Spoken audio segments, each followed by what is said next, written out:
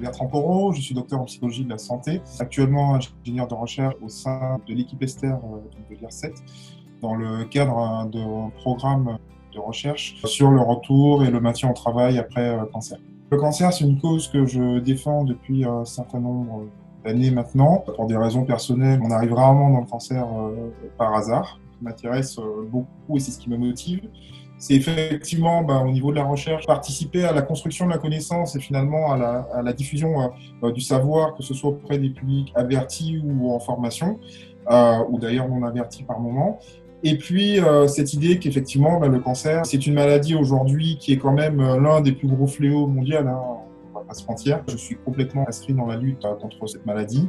Pour moi, c'est un challenge de vie. Je suis quelqu'un de challenge, en fait, et c'est vraiment un challenge de vie. Alors, ce qui a déclenché le projet de traduction, c'est que dans le CIRIC, nous avons un axe fort qui fait partie, on va dire, des deux axes principaux du CIRIC, qui est de créer des outils et de traduire et de valider les outils qui permettent, en fait, soit de faciliter le retour au travail, soit d'évaluer certains concepts qui, eux, sont des concepts, sont des déterminants de retour et du maintien au travail après cancer. Nous avons fait face à des questionnaires, en fait, qui étaient néerlandais. C'était une traduction qui était un petit peu plus originale, on va dire, exotique par rapport à ce qu'on a l'habitude de faire. Cette démarche de trouver un collaborateur qui était en mesure non seulement de répondre à notre besoin de traduction, mais aussi de répondre à notre besoin de collaboration.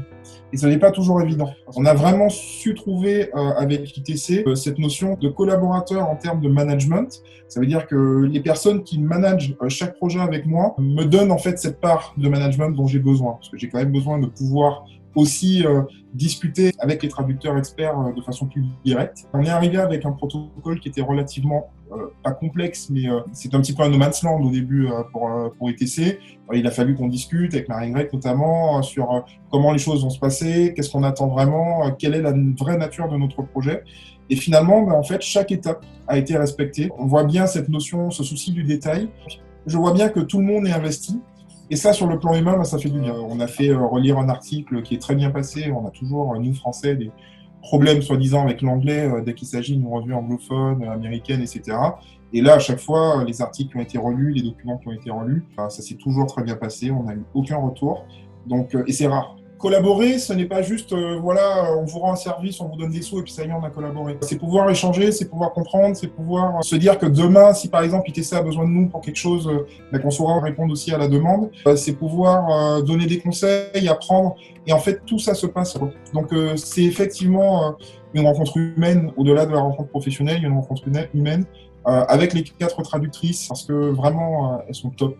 Mais aussi avec les managers qu'on a rencontrés, ça se passe bien à chaque fois. C'est une bonne ambiance de travail et honnêtement, c'est important. Surtout en ce moment, c'est important.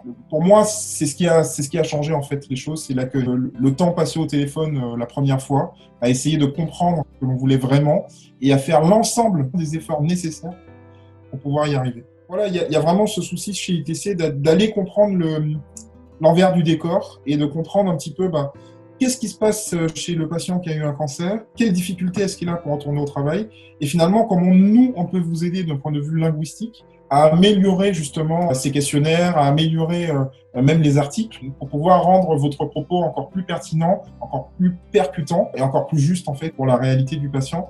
Et ça, je trouve que c'est vraiment quelque chose de rare et je pense que c'est la priorité. Disponibilité, efficacité, sérieux, bonne entente et merci. Voilà.